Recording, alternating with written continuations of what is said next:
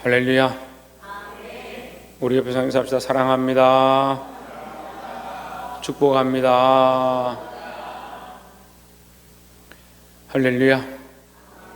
네, 말씀의 제목을 읽어봅시다. 시작. 열매. 자, 열매가 뭡니까? 열매는 식물이 뿌리를 내리고 영양소를 공급받으면 맺혀지는 것이 열매다. 그 결실하는 결과죠. 결과물이다. 이렇게 볼 수 있습니다. 우리 인생에게도 열매가 있습니다. 내가 말씀으로 살아서 또는 내가 나름대로 열심히 살아서 내 가정에 내 자식들에게 줄 수 있는 열매가 있고, 내가 하나님 앞에 내 삶을 들여서 내어놓을 수 있는 열매가 있습니다. 오늘 그 집안은 다 자기로 지금 작정을 했나? 자, 이 아름다운 열매를 하나님 앞에 맺혀드려야 되는데, 하나님 원하시는 열매. 우리가 포도나무를 심었는데 거기서 배가 나면 어떻게 하겠어요? 그 문제가 됩니다. 우리가 원하는 나무, 우리가 심은 대로 심은 곳에 합당한 열매가 맺혀져야 됩니다. 마찬가지로 우리가 하나님 앞에서 하나님 원하시는 열매를 맺어야 한다라는 거죠.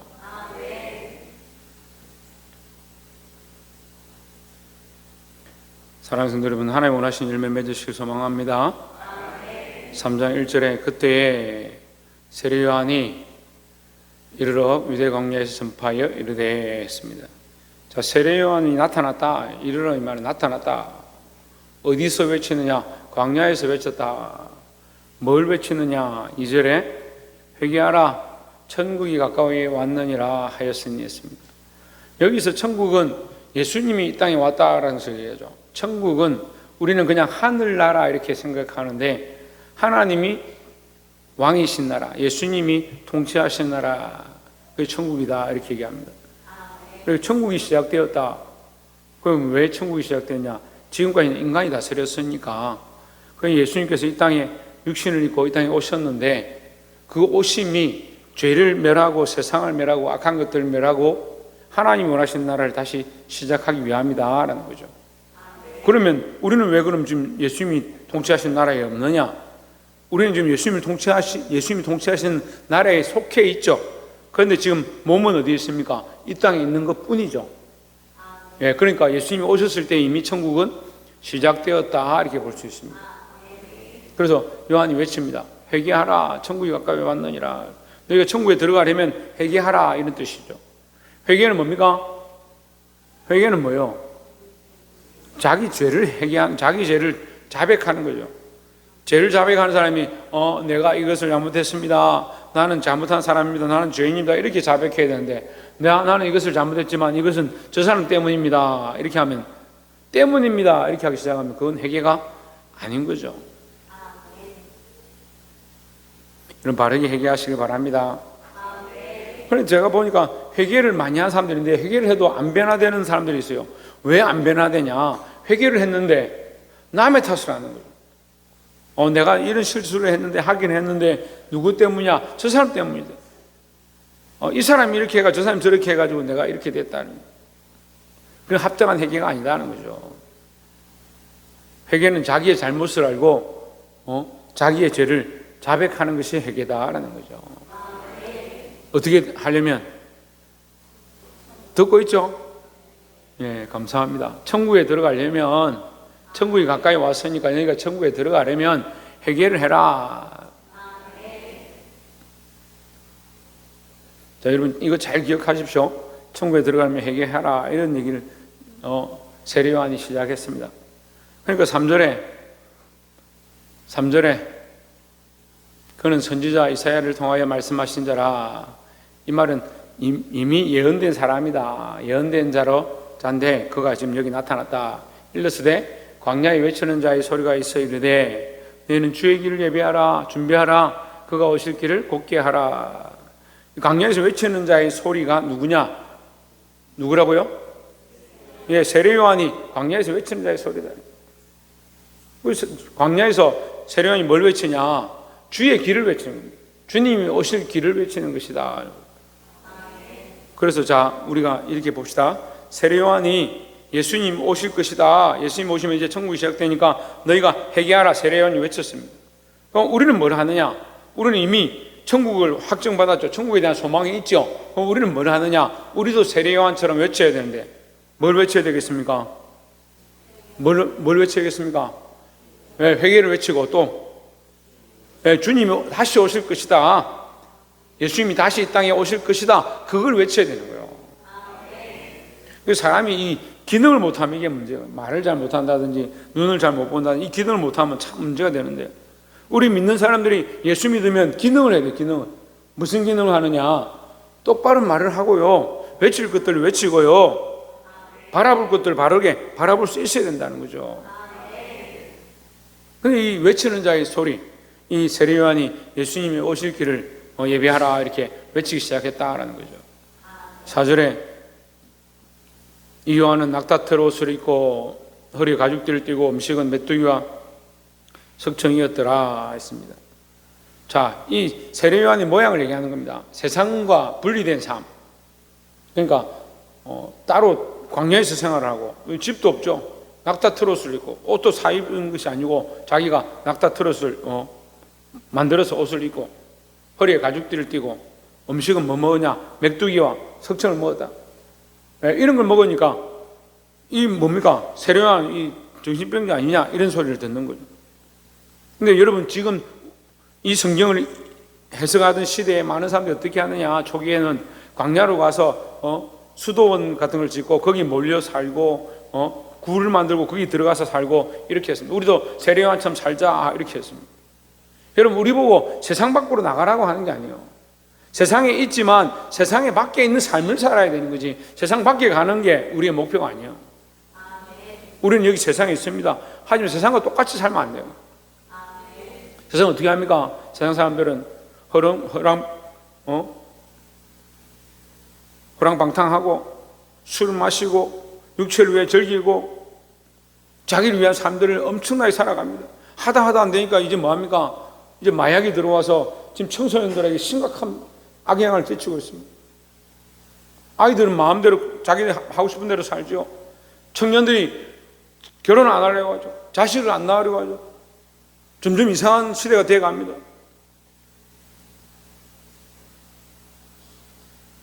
그런데 제도적으로는 자기들이 옳다고 서로 싸우면서 이렇게 해야 된다 저렇게 해야 된다 계속 그렇게 하죠. 참 희한한 세상입니다.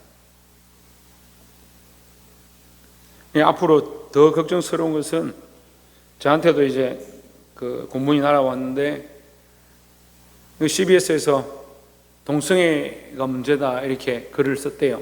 쓰니까 지금 방송계하고 언론계에서 이 탄압이 들어온 거예요. 그 CBS를 너희가 공정거래를 위반했다, 공정위원회에서 이 탄압 제재를 가하는 거예요. 그 저한테 이제 공문이 와가지고 좀 도와달라, 전체 사인을 해달라 이렇게 저한테 왔어요. 근데 좀 더 지나면 어떻게 될 것 같아요? 교회 안에서도 여러분 동성애는 악한 겁니다 이렇게 하면 뭐에 걸려요? 차별법에 걸리는 거예요. 아이들이 거룩하게 크고 성별되어서 남자와 여자를 알고 그래 아름답게 커서 아름다운 가정을 이루고 그렇게 커가도록 교육을 하고 그렇게 커가도록 가르쳐야 되는데,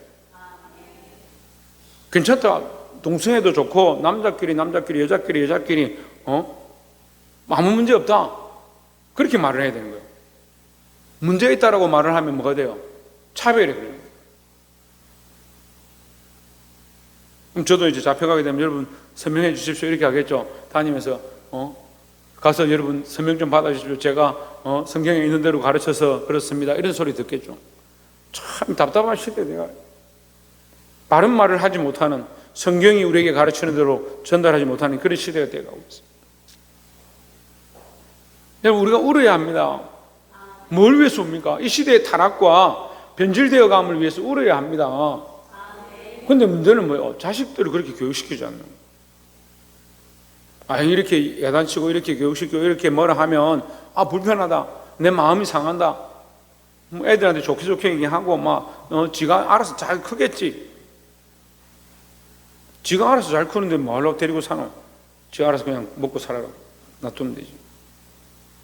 가르치는 것을 하라고 부모가 있는 것이고, 인생을 미리 산 사람의 삶이 뭐예요? 미리 살아서 경험한 것을 그렇게 걸어오지 않도록 일러주는 것이 해야 될 역할이에요. 근데 우리 교회도 지금 나이 들었다고 뭐 큰 소리 치고 이렇게 하는 거 애들이 싫어하더라고. 청년들도 제가 이렇게 가르치잖아요. 그러면 목사님 말이 다 맞습니까? 이래요.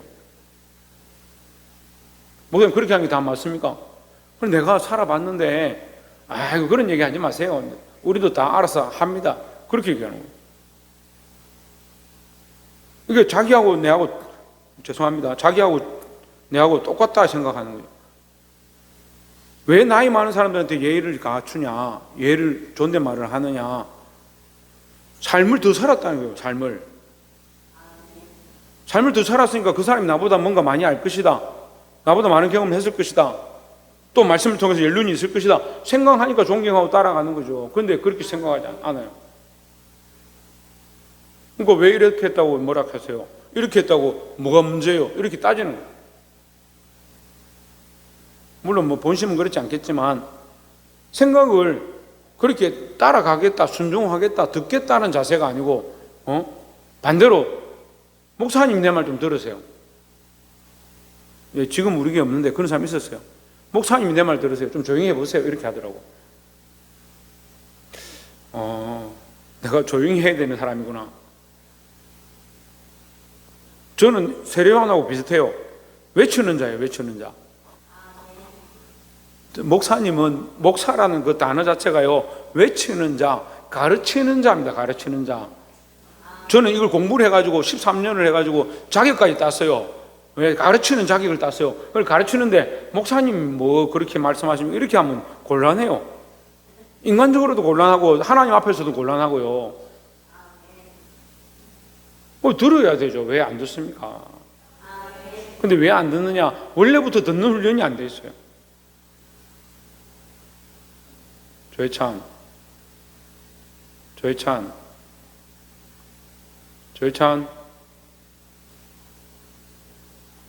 무슨 훈련이 돼야 된다고요? 듣는 훈련이 돼야 된다. 듣는 것은 귀로만 듣는 것이 아니고, 예, 마음으로 들어서 순종하는 것이다 라는 거죠. 5절에 이 세례요한이 특이하고 광야에서 생활하면서 외치니까 사람들이 이 특이한 사람이 나타났다, 진짜 선지자인 것 같다 이러면서 사람들이 몰려왔습니다. 이때 예루살렘과 온 유대와 요단강 사방에서 다 그에게 나와 무슨 이상한 얘기를 하느냐 한번 들어보자, 희한한 구경을 하자, 이렇게 많이 사람들이 왔습니다. 6절에 자기들의 죄를 자복하고 요단강에서 그에게 세례를 받더니 했습니다. 다행히 많은 사람들이 뭐 하기 시작했냐? 그의 말을 듣고 회개하기 시작했다라는 거죠. 그러니까 들었는데 회개는 하지 않더라, 이렇게 하면 뭐가 돼요? 이게 문제인 거예요. 듣기는 듣고 회개는 하지 않으면 이게 문제라고요. 그래, 듣기 시작하고 어떻게 하냐? 우리가 잘못했구나, 우리가 죄인이구나, 우리가 바른 길을 가지 못하구나. 그럼 뭐 하느냐? 하나님 앞에 내가 죄인입니다. 자복이란 말은 스스로 인정하는 거예요. 내가 죄인입니다, 나를 살려주십시오, 이렇게 인정하는 거예요. 자복하고 요단강에서 그에게 세례를 받더니 했습니다. 그래서 그럼 세례는요, 죄인인 줄 아는 사람이 회개하고 받는 게 세례입니다. 그래서 옛사람, 죄인이던 사람이 세례받고 이제 예수님으로 말미암아 새 사람이 되었습니다. 그게 세례의 표다는 거죠. 7절에 요한이 많은 바리새인들과 사두개인들이 세례 베푸는, 이 오탄의 대자가 밑으로 내려가면서 베푸는데 오는 것을 보고 이르되, 말씀이 이상했네. 7절 다시 본문으로, 요한이 많은 바리새인과 사두개인이 세례를 베푸는데 오는 것을 보고 이르되, 독사의 자식들아, 누가 너희를 가르쳐 임박한 진노를 피하라 하더냐 이랬습니다. 예, 많은 사람들이 요한에게 왔는데 어떤 사람은 자복하고 회개하고 세례를 받고, 바리새인과 사두개인들 뭐예요? 오긴 왔는데 뭐 하지 않았을 것 같아요? 회개를 안 했죠. 회개를. 자기들이 죄인인 줄 모르는 거죠. 교회도 많은 사람이 있는데 문제는 자기가 죄인인 줄 모르는 사람이 문제예요. 옆에서 한번 봅시다. 우리가 하나님 앞에서 죄인인 줄 압시다. 네, 하나님 앞에서 자기가 죄인인 줄 알아야 되는 거예요. 사람 앞에서 죄인인 것 그거 별로 안 중요합니다. 네? 사람 앞에서 나는 네보다 좀 못한 사람이야, 나는 너에 비하면 참 부끄러운 사람이야, 물론 그런 것도 좋긴 하죠. 그런데 더 중요한 게 뭐냐, 하나님 앞에서 내가 정말 부끄러움 많고 죄가 많은 줄 알아야 되는 거예요. 그 사람 앞에서 비교를 하는 게 어때요? 내가 이 사람보다 좀 못한 것도 있지만 나는 이 사람보다 잘난 게 더 많다, 그러니까 내가 뭐 죄인 아니다, 이렇게 할 수 있죠. 하지만 하나님 앞에서는 뭐요? 내 양심과 생각과 가치관과 모든 것들이 다 하나님 앞에 보면 부끄러운 것 투성이죠. 그러니까 죄인인 줄 안다는 거죠. 그 사람 앞에서 회개하는 게 아니고 하나님 앞에 회개하는 것이다 라는 겁니다. 홍준은 어디서 회개한다고? 예, 하나님 앞에서 자기 죄를 자백하고 회개해야 되는데, 이 바리새인과 사두개인들은 어디서 일하는 사람이냐? 성전에서. 그죠? 하나님 앞에서, 어떻게 보면 하나님 앞에서 일하는 사람들인데, 그들은 하나님 앞에서 일하는 사람으로 왔지만 구경은 실컷하고 오긴 와서 뭐하냐? 더 세례받는 거 보고 세례요한이 진짜냐 가짜냐 쳐다보고만 신기하다, 어떻게 옷을 저렇게 입고 가죽들을 저렇게 띄고 메뚜기에 석청 먹고 어떻게 저렇게 건강하게 사느냐, 그거 보고 앉아있는 거예요. 뭐하러 온 거예요? 구경하러 온 거예요. 구경하러. 그들에게 뭡니까? 세례요한이 구경거리죠. 구경거리. 여러분, 오늘 예배에 참여했는데 구경꾼으로 앉아있으면 이것만큼 불행한 게 없어요. 내가 이 예배의 주인공이 되어지고 하나님 만나고 그리스도를 만나는 그런 사람들이 되어야 합니다. 임박한 진노를 피하라 하더냐, 회개해서 임박한 진노를 피해야 되는 것을 합당하니까 너희가 회개하라 천국에 가까웠느냐 이걸 얘기하고 있는데, 너희는 왜 임박한 진노를 피하려 하느냐 이 얘기를 묻습니다. 회개는 하지 않고 진노를 피하려고 하는 거죠. 회개는 하지 않고 돌이키지는 않고 천국은 들어가려고 하는 거죠. 8절에 그러므로 회개에 합당한 열매를 맺고 했습니다. 너희가 진짜 회개했다 하면 말로만 회개했다라고 하지 말고 뭐하라? 합당한 열매를 맺어라 했습니다. 하나님, 내가 거짓말했습니다, 내가 저 사람을 미워했습니다, 그렇게 하면 어떻게 해야 됩니까? 그래서 용서해 주십시오 하고 나면 어떻게 해야 됩니까? 돌아서자마자 또 거짓말하고 저 사람을 미워하고 그렇게 해야 합니까? 아니죠. 나는 누구를 미워했습니다, 누구를 싫어했습니다, 난 저 사람 꼴 보기 싫습니다, 하나님 내 이 마음을 고쳐주시고 내가 회개합니다, 주여 내 마음에 저 사람을 사랑하는 마음을 주시옵소서. 눈을 들자마자 아이고 저 꼴 보기 싫은 거예요. 그게 무슨 회개가 됩니까? 그게 무슨 회개예요? 회개를 했다면 이게 열매가 맺어져야 되잖아요. 저 진짜 꼴 보기 싫고 미운데 하나님 내 마음을 고쳐주시고 나를 용서해 주시고 나도 저 사람을 사랑하게 해주십시오. 고개를 들고 사랑합니다, 내가 아직까지 잘 안 되지만 그래도 사랑합니다, 이렇게 해야지 열매가 맺혀질 건데, 고칠 생각이 잘 없어요. 고칠 생각이. 사랑하는 성도 여러분, 열매를 맺고 고치시기를 주의 이름으로 축원합니다. 9절에 속으로 아브라함이 우리 조상이라고 생각하지 말라 했습니다. 아브라함이 우리 조상이니까 뭐하냐?